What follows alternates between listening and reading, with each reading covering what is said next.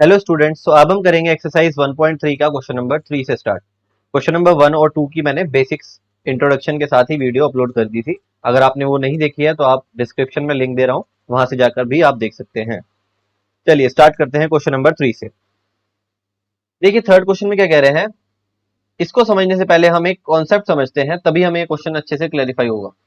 मान लो मेरे पास एक सेट है बी सेट। एक एग्जाम्पल ले लेते हैं, एक सेट है मान लो मेरे पास बी सेट।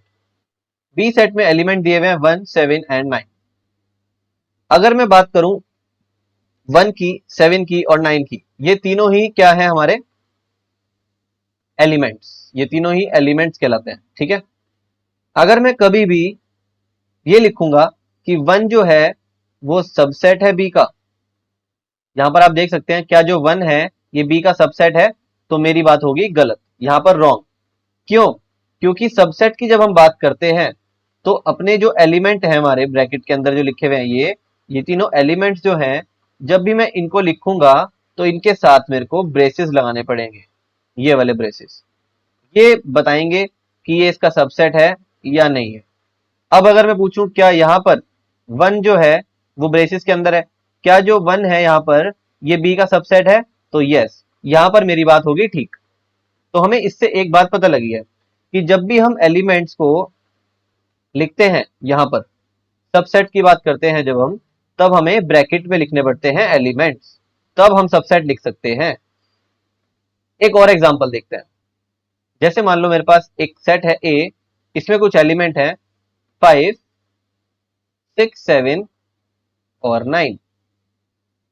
ये मैंने क्या किया, ये मैंने ए सेट के अंदर 3 एलिमेंट्स लिए हैं। एक तो ये एलिमेंट हो गया, एक ये पूरा एलिमेंट हो गया, सेकंड एलिमेंट, और ये थर्ड एलिमेंट।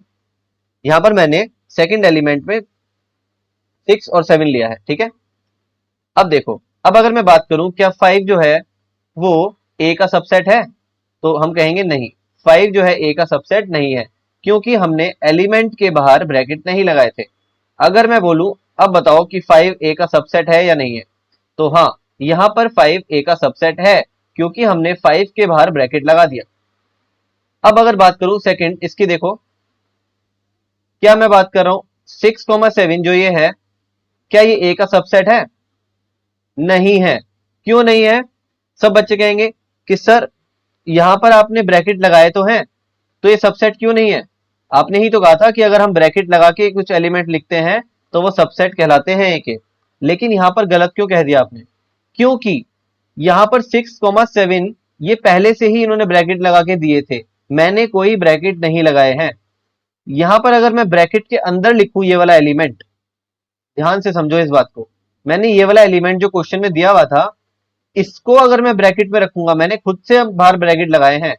अब अगर बात करूं क्या ये ए का सबसेट है, तो हाँ, यहां पर ये ए का सबसेट है। जिसने इस कॉन्सेप्ट को ध्यान से समझा है, अब उसको क्वेश्चन बड़े इजीली समझ में आएंगे। क्वेश्चन नंबर थर्ड का फर्स्ट पार्ट देखते हैं। फर्स्ट पार्ट में ये पूछ रहे हैं क्या 3,4 ये ए का सबसेट है। क्वेश्चन में देखते हैं 3,4 ये पूरा जो एक एलिमेंट है, क्या ये ए का सबसेट है, तो हम कहेंगे नो, इट इज इनकरेक्ट। यहां पर क्वेश्चन में पूछ रहे थे ना इनकरेक्ट बताना है, तो हम कहेंगे ये गलत है। क्यों गलत है? जिसने ये कॉन्सेप्ट अभी समझा होगा उसको पता लग गया होगा कि ये क्यों गलत है। देखो फर्स्ट के बाद अगर हम थर्ड पार्ट पर ध्यान दें, तो थर्ड पार्ट हम पहले कर लेते हैं, है ना, सेकंड को बाद में कर लेंगे। थर्ड पार्ट में अगर हम ध्यान से देखें तो थर्ड पार्ट में लिखा है 3,4 जो एलिमेंट है इसको इन्होंने ब्रैकेट के अंदर रखा है। यहां पर बताइए क्या ये सही है या गलत है? यहां पर ये करेक्ट है, ठीक है, क्योंकि इन्होंने एलिमेंट के बाहर ब्रैकेट लगा दिए हैं। अब देखते हैं सेकंड पार्ट को। सेकंड पार्ट में दूसरा सिंबल आ रहा है, इसका नाम होता है बिलोंग्स टू। तो मैं बिलोंग्स टू सिंबल समझाने के लिए आपको पहले इसका मतलब समझा देता हूं। जैसे हमने सबसेट के लिए समझ लिया था पहले, अब हम देखेंगे बिलोंग्स टू के लिए। चलो अब यहां पर देखते हैं, मैं फिर से एक सेट ले लेता हूं, बी सेट 5, 6, 2, 3, कुछ भी ले सकते हो आप, है ना। हम यहाँ पर 4 एलिमेंट ले रहे हैं 5, 6, 2, 3। अब अगर मैं बात करूं क्या 5 बी को बिलोंग करता है, ये होता है बिलोंग्स टू का सिंबल, ठीक है। तो क्या 5 बी को बिलोंग करता है? यस, ये करेक्ट है। क्यों? क्योंकि ये हम अब हम सबसेट की बात नहीं कर रहे हैं, अब हम बिलोंग की बात कर रहे हैं, तो बिलोंग्स टू में हमें एलिमेंट ऐसे ही रखना होता है, कोई ब्रैकेट की जरूरत नहीं है। अगर हम 5 को एज इट इज यहां रख दें और पूछें क्या 5 बी को बिलोंग करता है, यानी कि ये हमारा एलिमेंट है, ये बी को बिलोंग करता है, तो हाँ ये करता है। ठीक है, अब जैसे अगर मैं इस क्वेश्चन में देखूं, यहां पर देखो, अगर मैं पूछूं क्या 6,7 ये जो है, क्या ये ए को बिलोंग करता है, क्या ये ए को बिलोंग करता है, यस या नो? इसका आंसर होगा यस। क्यों? क्योंकि हमने कोई ब्रैकेट नहीं लगाए हैं, हमने सिर्फ एलिमेंट को रखा है, जैसा एलिमेंट इन्होंने दिया था वैसा ही एलिमेंट मैंने रख दिया। ये एलिमेंट ए सेट को बिलोंग करता है, मैंने कोई ब्रैकेट नहीं लगाए, ये क्वेश्चन में ही दिए हुए थे। ठीक है, हमारे एलिमेंट में पहले से ही ब्रैकेट लगे हुए थे, मैंने नहीं लगाए। तो जब भी हम एलिमेंट लिखते हैं, ये देखो, अगर मैं बात करूं टू, ये टू के बाहर मैंने कोई ब्रैकेट नहीं लगाए हैं, तो टू भी अभी बात करूंगा तो टू भी बी को बिलोंग करता है, ब्रैकेट लगाने की हमें कोई जरूरत नहीं। अगर क्वेश्चन में देखो खुद दिए हुए हैं इन्होंने ब्रैकेट, तो इसका मतलब ये एलिमेंट के अंदर ऑटोमेटिक ब्रैकेट लगे हुए हैं, हमने कोई ब्रैकेट नहीं लगाया, तो सिर्फ हमने एलिमेंट उठा के रखा है, वो ए को बिलोंग करता है। चलिए सेकंड पार्ट को देखते हैं। यहाँ पर थोड़ा सा सेकंड पार्ट में क्वेश्चन में मिसप्रिंट दिया हुआ है, इसको मैं ठीक कर लेता हूँ, यहाँ पर ये चीज नहीं है। ठीक है, अब देखो, यहाँ पर लिखा है 3,4, ब्रैकेट के अंदर लिखे हैं 3,4, ये है क्वेश्चन हमारा, क्या ये ए को बिलोंग करता है? मैंने अभी क्या बताया था, मैंने कहा था कि ये एलिमेंट एज इट इज उठा के रख दिया इन्होंने, और पूछ रहे हैं ए को बिलोंग करता है, तो ये होगा करेक्ट, ये बिलोंग करता है, हमने कोई ब्रैकेट नहीं लगाए हैं। ब्रैकेट हम तब लगाते हैं जब हमें सबसेट की बात करनी होती है। ठीक है, फोर्थ पार्ट को देखते हैं, क्या वन बिलोंग करता है ए को? क्या वन ए को बिलोंग करता है? तो देखो हाँ, वन ए को बिलोंग करता है, ये होगा करेक्ट। क्यों होगा करेक्ट? क्योंकि वन एक एलिमेंट है ए का। फिफ्थ पार्ट में देखते हैं, क्या वन ए का सबसेट है? यहां पर हो जाएगा इनकरेक्ट। क्यों? क्योंकि हमें पता है जब भी हम सबसेट की बात करेंगे तो ब्रैकेट लगे होने चाहिए, यानी कि जो क्वेश्चन में एलिमेंट दिए हुए हैं उसके बाहर ब्रैकेट लगे होने चाहिए, तो ये गलत हो जाएगा। ठीक है, सिक्स पार्ट देखते हैं। सिक्स पार्ट में कह रहे हैं 1,2,5 क्या ए के सबसेट है?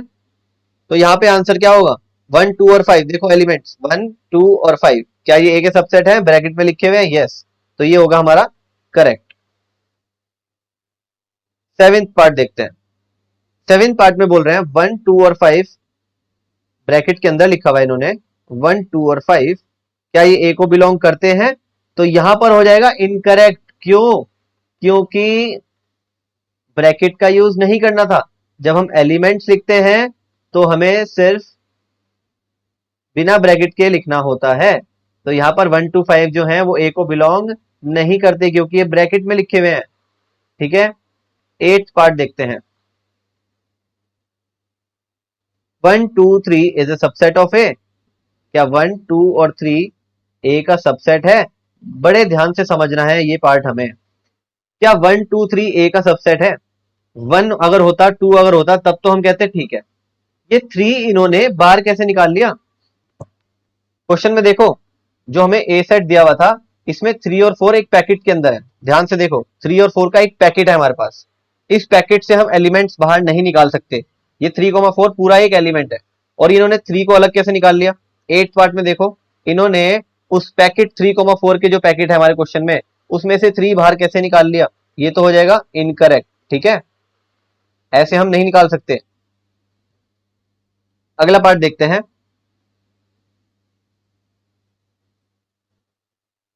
Ninth part. नाइन्थ पार्ट में लिखा है 5 बिलोंग्स टू ए, क्या 5 ए को बिलोंग करता है? देखो ए सेट में कोई 5 एलिमेंट आ रहा है? नहीं आ रहा, तो ये हो जाएगा हमारा इनकरेक्ट, 5 ए को बिलोंग नहीं करता क्योंकि ए सेट में 5 कहीं एलिमेंट है ही नहीं। टेंथ पार्ट देखते हैं, क्या 5 इज ए सबसेट ऑफ ए है? ये हो जाएगा हमारा करेक्ट। क्यों? क्योंकि हमने पिछली वीडियो में पढ़ा था कि 5 जो होता है हर सेट का सबसेट होता है, चाहे वो उसका एलिमेंट दिखाई नहीं दे रहा आपको, लेकिन जब भी हम सबसेट लिखते हैं तो 5 जो है वो हर सेट का सबसेट होता है, ये आपको हमेशा याद रखना है, ये हमेशा ऑलवेज ट्रू रहेगा। ठीक है, सिक्स लास्ट पार्ट को देखते हैं, 11th पार्ट। 11th पार्ट में क्या कह रहे हैं, ये देखो ब्रैकेट लगा के 5 लगा दिया, तो कभी भी ध्यान रखना ब्रैकेट भी और फाइव भी एक साथ नहीं लिखे जाते, तो ये तो वैसे ही गलत हो गया, ये हो गया इनकरेक्ट। ये आपको हमेशा ध्यान रखना है। कभी भी नल सेट की बात करेंगे तो या सिर्फ ब्रैकेट यूज करेंगे या हम सिर्फ फाइव यूज करेंगे। फाइव को ब्रैकेट के अंदर नहीं रखते, ये गलत होता है। ठीक है, तो हमें ध्यान रखना है इस चीज को। और यहां पर हमारा क्वेश्चन नंबर 3 जो है वो कंप्लीट हो गया है। तो अब हम देखते हैं क्वेश्चन नंबर 4। इसमें कह रहे हैं write down all the subset of the following set. जो आपको सेट दिए हुए हैं 1 2 3 4, 4 पार्ट्स दिए हुए हैं। तो फर्स्ट पार्ट में जैसे हम देख सकते हैं एक सेट है जिसमें एक ही एलिमेंट आ रहा है, ठीक है। इसके हमें सबसेट लिखने हैं। तो मैं इसको समझाने से पहले आपको एक बात बता देता हूं। जैसे मान लो कोई ए सेट है, इसके अंदर कुछ एलिमेंट्स आ रहे हैं 1 और 2। जब मेरे को इसके सबसेट लिखने होते हैं तो मैं सबसेट में अलग अलग करके लिखता हूँ। तो 1 को अलग लिखूंगा, 2 को अलग लिखूंगा, 1 और 2 को अलग लिखूंगा, और एक, ये मैंने पिछली वीडियो में भी समझाया था, एक जो 5 होता है वो हर सेट का सबसेट होता है।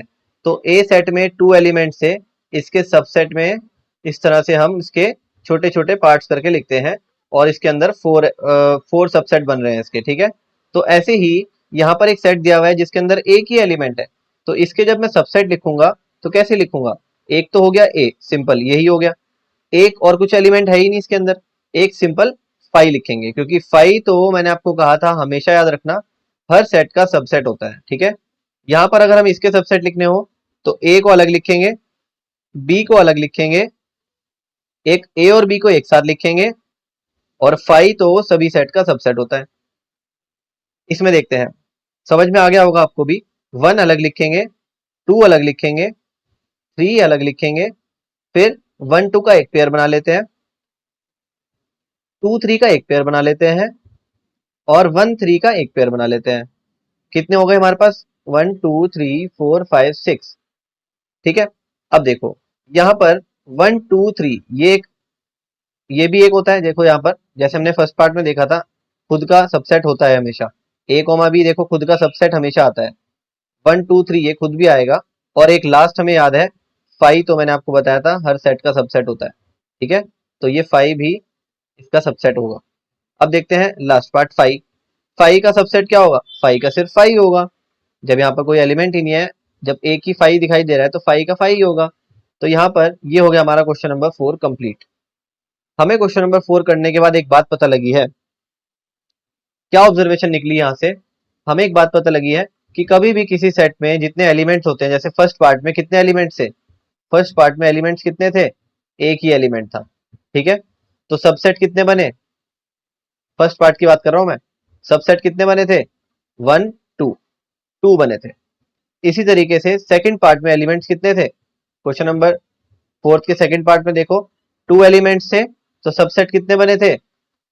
सबसेट बने थे 4। चेक करो, 1 2 3 4, 4 सबसेट बने हैं, ठीक है। इसी तरीके से थर्ड पार्ट में एलिमेंट 3 थे, और सबसेट काउंट करो तो सबसेट 8 आ रहे हैं। देखो, 1 2 3 4 5 6 7 एंड 8, 8 सबसेट आ रहे हैं थर्ड सेट में। तो इसको अगर हम देखें ध्यान से, यहां पर हम एक फॉर्मूले से भी ध्यान रख सकते हैं। 2 की पावर n एक फॉर्मूला है नंबर ऑफ सबसेट निकालने का। क्या निकालने का? नंबर ऑफ सबसेट निकालने का हमारे पास एक फॉर्मूला आ गया, 2 की पावर n।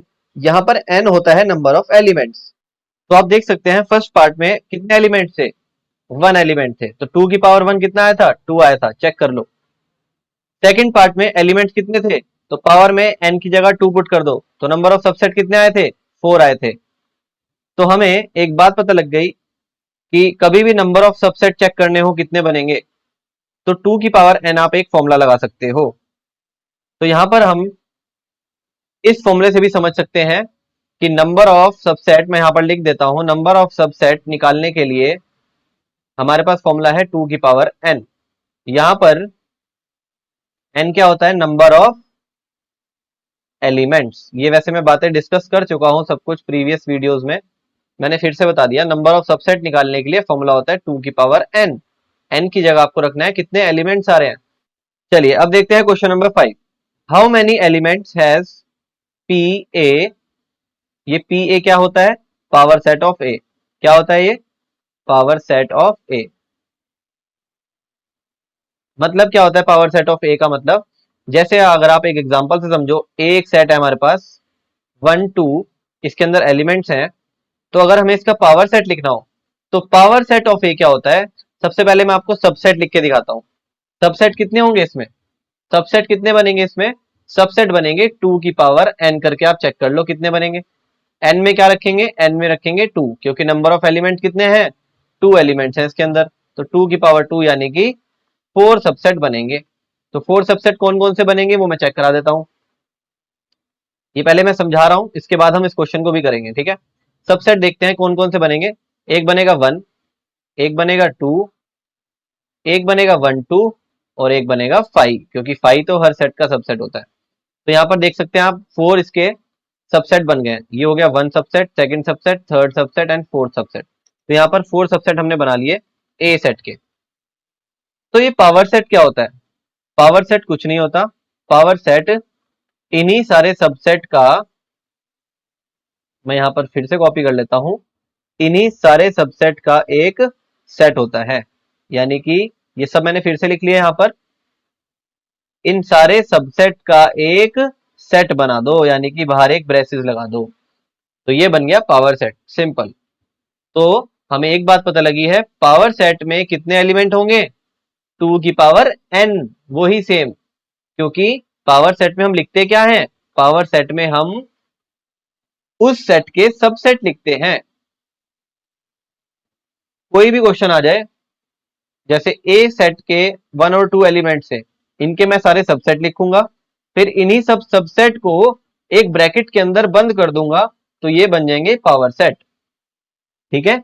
तो पावर सेट के लिए भी सेम फॉर्मूला, कोई पूछ ले पावर सेट में कितने एलिमेंट आएंगे, तो 2 की पावर n। जैसे इस क्वेश्चन में पूछ रहे हैं, how many elements has power set of A, power set of A में कितने एलिमेंट होंगे?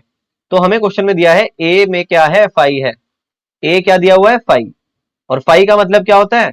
5 का मतलब होता है खाली ब्रैकेट, यानी कि ए के अंदर कोई एलिमेंट ही नहीं है। ए के अंदर कोई एलिमेंट ही नहीं है, 0 एलिमेंट्स है। तो पावर सेट ऑफ ए में कितने होंगे? मैंने फॉर्मूला बताया था 2 की पावर n, यानी कि 2 की पावर 0। क्यों रखी मैंने 0? क्योंकि इसके अंदर तो कोई एलिमेंट ही नहीं है, खाली सेट है। नहीं, नल सेट मतलब खाली, कोई एलिमेंट ही नहीं है। नंबर ऑफ एलिमेंट की जगह हम रखेंगे 0, तो यहाँ पर 2 की पावर 0 क्या होता है? 1 होता है। किसी भी नंबर की पावर अगर 0 हो जाए तो आंसर हमेशा 1 होता है, तो 1 इस क्वेश्चन का आंसर है। ये हो गया हमारा क्वेश्चन नंबर 5 कंप्लीट। अब हम देखेंगे 6 क्वेश्चन।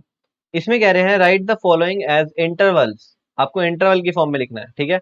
बट मैं आपको थोड़ा सा इसका बेसिक समझाता हूँ, फर्स्ट पार्ट को लेके देखते हैं हम।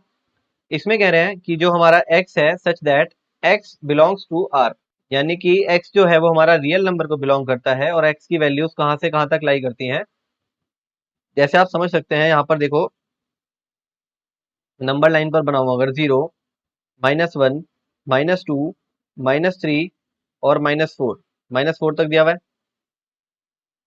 इस तरह से यहाँ पर दिया हुआ है 1 2 3 4 5 6। ये देखो आप क्वेश्चन नंबर 6 के फर्स्ट पार्ट में बोल रहे हैं कि जो x है वो -4 से तो बड़ा है, और 6 के इक्वल भी है, और 6 से छोटा भी है। तो यहाँ पर हमारा आंसर कहाँ से कहाँ तक हो सकता है? -4 से बड़ा, यानी कि -4 को इंक्लूड नहीं करना, हमें -4 को छोड़ दो, ठीक है। इससे बड़ा पूरा, ये कहाँ तक जाएगा? ये जाएगा पूरा 6 तक, ठीक है। तो ऐसे केस में हम क्या करते हैं, हमें -4 को इंक्लूड नहीं करना है, तो यानी कि हम यहाँ पर ये सर्कल खाली छोड़ देंगे। लेकिन हमें 6 को क्या करना है? इंक्लूड करना है, तो 6 को हम थोड़ा सा डार्क कर देंगे इस तरीके से। 6 को मैंने डार्क कर दिया बिकॉज ये क्या है? 6 क्या है? इंक्लूडेड है। और -4 देखो यहाँ पर इंक्लूड नहीं था, -4 पर इक्वल का साइन नहीं लगा हुआ, ये देख सकते हैं आप, -4 पर इक्वल का साइन नहीं लगा हुआ। तो -4 को खाली सर्कल छोड़ देंगे, यहाँ पर हम इस सर्कल को फिल नहीं करेंगे, यानी कि ये डिनोट करता है ये नंबर यहाँ पर एक्सक्लूडेड है। क्या डिनोट करता है? ये नंबर यहाँ पर एक्सक्लूडेड है, ठीक है। तो हमें एक बात तो पता लग गई, अगर सर्कल पूरा फिल है तो वो नंबर भी इंक्लूड है, यानी कि 6 भी इंक्लूड है। और -4 पर हमने फिल नहीं करा, तो -4 को हटाना है यहाँ से, -4 से बड़ा और 6 और 6 से छोटा। तो इसका आंसर क्या होगा? इसको इंटरवल की फॉर्म में लिखना है, तो हम लिखेंगे -4, 6। अब देखना क्या है कि ब्रैकेट कौन से लगेंगे। तो हमेशा ध्यान रखना, इंक्लूडेड, जिस नंबर को आपको इंक्लूड करना है उसके साथ लगता है बड़ा ब्रैकेट, जिस नंबर को आपको इंक्लूड नहीं करना है, एक्सक्लूड करना है, उसके साथ लगता है छोटा ब्रैकेट। तो यहाँ पर आप देख सकते हैं -4 को इंक्लूड नहीं करना है तो छोटा ब्रैकेट, 6 के साथ आएगा बड़ा ब्रैकेट। तो ये हो गया हमारा फर्स्ट पार्ट का आंसर।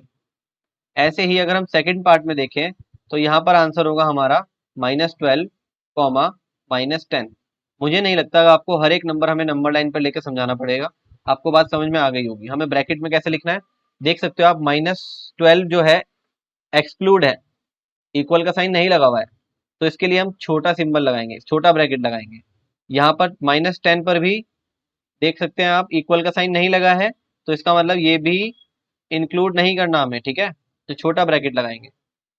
देखो थर्ड पार्ट में क्या कह रहे हैं कि 0,7, 0 से 7 के बीच के नंबर लिखने हैं, और 0 को इन्होंने इंक्लूड कर रखा है तो हम बड़ा ब्रैकेट लगा लेंगे, 7 को इन्होंने इंक्लूड नहीं करा तो हम छोटा ब्रैकेट लगा लेंगे। फोर्थ पार्ट देखते हैं। फोर्थ पार्ट में कह रहे हैं 3 से बड़ा, यानी कि 3 भी इंक्लूडेड है, 4 भी इंक्लूडेड है, तो दोनों पर बड़े ब्रैकेट आएंगे और हम लिख लेंगे 3,4। ये हो गया हमारा फोर्थ पार्ट। बहुत ही सिंपल क्वेश्चन था, मैंने आपको पहले समझाया कि जिस नंबर को आपको इंक्लूड नहीं करना, यहाँ पर देख सकते हो आप, जिसके साथ इक्वल का साइन नहीं लगा है उस पर लगाते हैं छोटा ब्रैकेट, और जिस चीज को आपको इंक्लूड करना है यानी कि इक्वल लगा है उसके साथ, तो उस पर लगाते हैं बड़ा ब्रैकेट। इस तरह से हम नंबर लिखते हैं। अब देखो इसी क्वेश्चन का अपोजिट क्वेश्चन है हमारा क्वेश्चन नंबर 7। इसमें कह रहे हैं सेट बिल्डर फॉर्म में लिखो। सेट बिल्डर फॉर्म कौन सी होती है, ये हमने जो पढ़ी है सेट बिल्डर फॉर्म थी, ठीक है। तो सेट बिल्डर फॉर्म में कैसे लिखेंगे, देखो इसको हम लिखेंगे ब्रैकेट लगा के इस तरह से, x such that x belongs to r, x जो है रियल नंबर को बिलोंग करता है, और -3 से बड़ा है x और 0 से छोटा है x। अब देखना ये है कि यहाँ पर इंक्लूडेड है दोनों नंबर या एक्सक्लूडेड है। यहाँ पर हम देख सकते हैं दोनों ही नंबर के साथ छोटा ब्रैकेट लगा है तो दोनों ही नंबर एक्सक्लूड करने हैं, तो हमें यहाँ पर इक्वल का साइन नहीं लगाना। बस ये हो गया हमारा सेट बिल्डर फॉर्म में। यहाँ पर देखो 12 के साथ भी और 6 के साथ भी दोनों ही नंबर के साथ बड़े ब्रैकेट लगे हैं, तो ये दोनों नंबर हमें क्या करने हैं, इंक्लूड करने हैं, तो इक्वल का साइन लगेगा इन दोनों के साथ। ये तो पूरा एज इट इज लिखते हैं। यहाँ पर आएगा 6 से बड़ा होगा x और 6 के इक्वल भी होगा, ऐसे ही 12 के इक्वल भी होगा, 12 से छोटा भी होगा। इक्वल का साइन क्यों लगा, क्योंकि बड़े ब्रैकेट लगे हुए थे। यहाँ पर देख सकते हो एक तरफ तो लगा है छोटा ब्रैकेट, तो इस तरफ हम सिर्फ ये वाला सिंबल लगाएंगे। 12 के साथ लगा है क्लोज ब्रैकेट, 12 जो है इंक्लूड है, बड़ा ब्रैकेट लगा हुआ है, तो इंक्लूड है तो वहां पर हम इक्वल का साइन लगाएंगे 12 के साथ, ठीक है।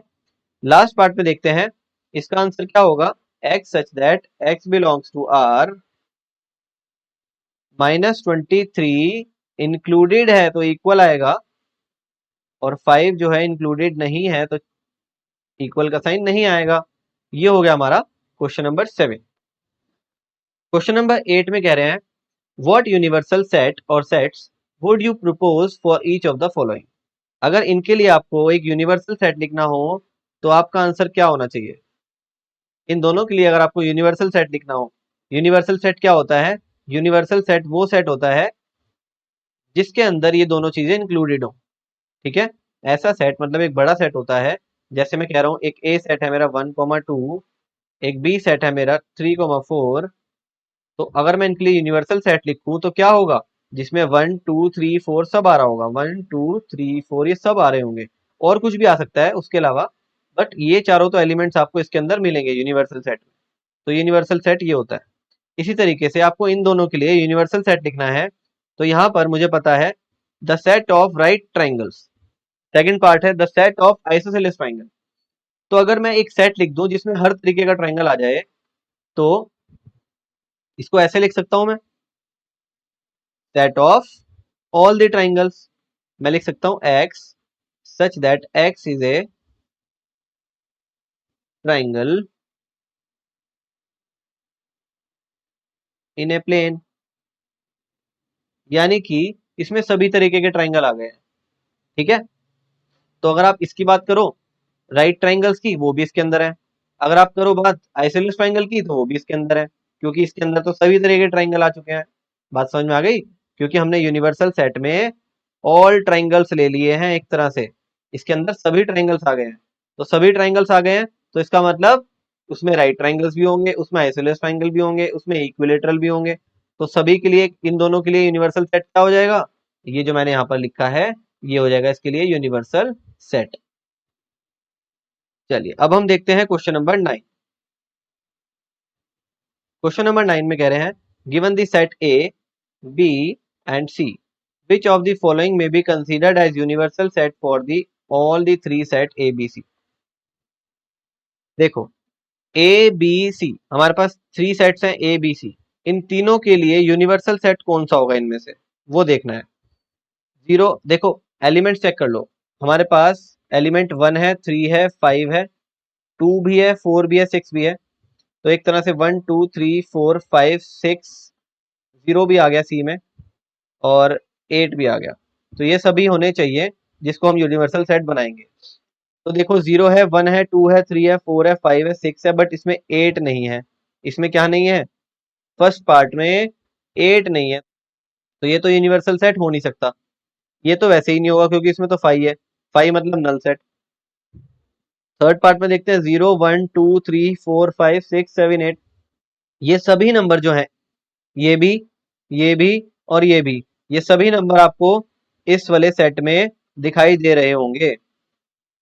एक्स्ट्रा भी आ सकते हैं, मैंने आपको कहा था एक्स्ट्रा एलिमेंट्स भी आ सकते हैं।